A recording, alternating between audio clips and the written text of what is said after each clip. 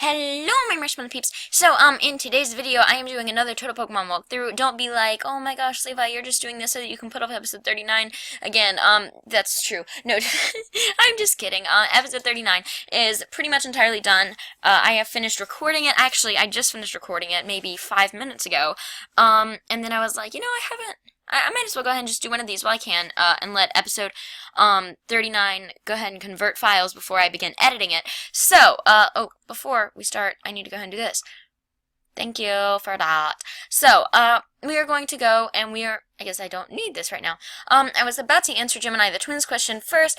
It says, how do you add music to a presentation example when you did Radioactive? I have to wait for this to load before I show you that. Don't worry, I will get to your question. I was going to do it first, but silly me forgot to let this render and whatnot.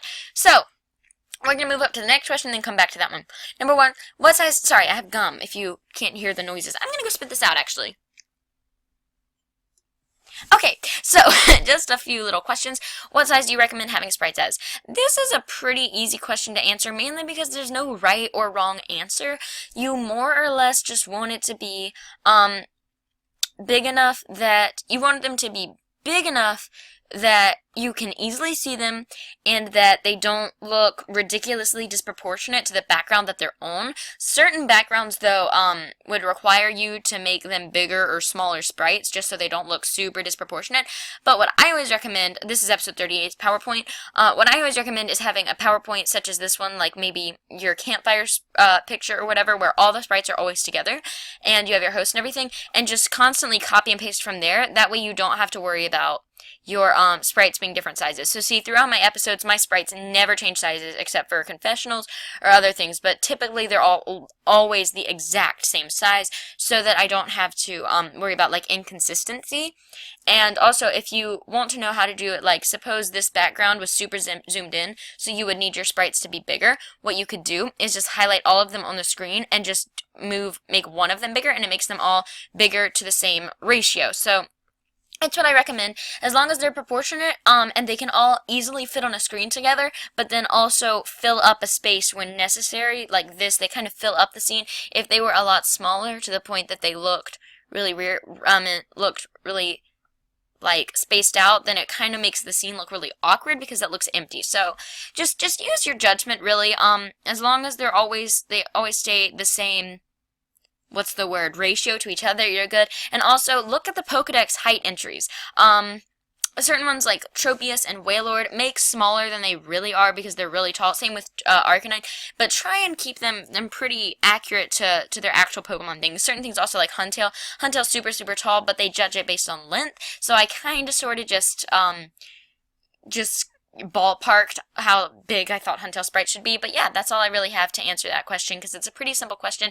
The next one from Shiny Statland says, how do you flesh out your characters? Fleshing out a character, in case you don't know, basically means just trying to break the mold of a cliche character. And I have a really bad answer for it, but it's what I've always told people when they ask me how I develop my characters. And that's just sort of to give them a super cliche mold. And this sounds awful, because it's so not how a writer should write their characters. But give them a super cliche mold in your head at the very beginning, and then develop their plot lines throughout it. One thing I should recommend is make sure that by episode 5 or so, literally every character has a relationship to literally every character, especially the ones on their teams.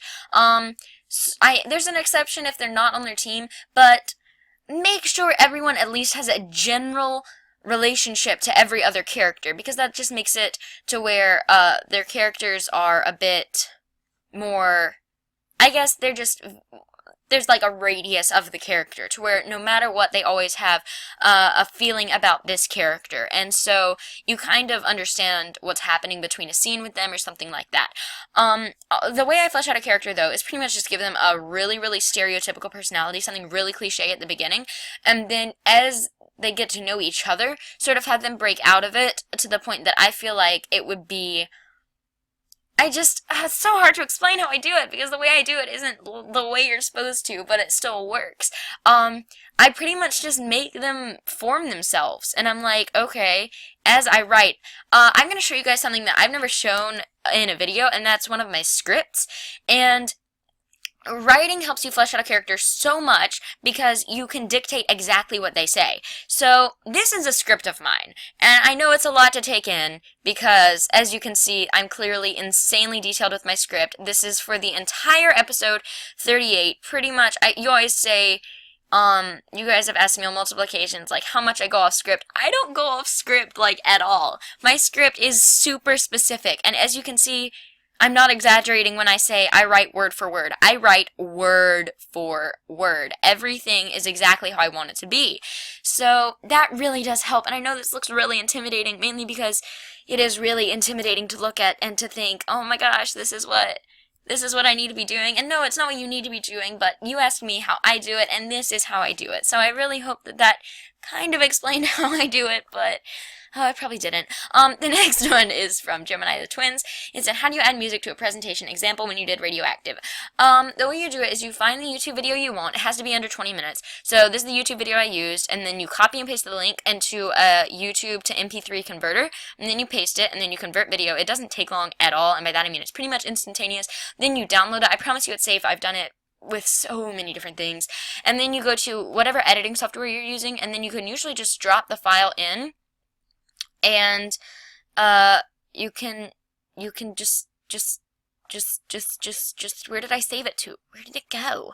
Oh,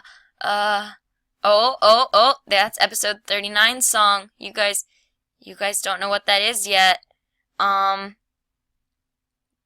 Where did I save it? There it is. So then you just insert it there, and then it will be down here, and then you just put it over whatever video you're doing. If you don't use an editing software, I really don't know what to tell you. I'm sorry about that, but that's all I have to say on that topic, because it's pretty self-explanatory if you have an editing software. However, if you don't, then it can be pretty tricky, and I really wouldn't know how else to do it. Next question from Pokemon 4 Live. With what do you record? I thought I explained this in in episode 2. Maybe you just didn't see it or catch that. That really is what I do. But the way I record is I do slideshow, record slideshow, start recording from current slide, start recording, and then I simply talk into my microphone, escape. And then when you hit escape, the audio is now there, and then listen. Let me turn up my volume quite a bit and listen. Recording, and then I simply talk into my microphone, escape. And see, there it is. And then to get it into a video that you can upload to YouTube, you'll go to File and then Save As, and then you'll use the little drop-down box and save it as a WMV file, also known as a Windows Media Video file, and then that file is uploadable to YouTube. But I recommend editing it. But then again, I always recommend editing it.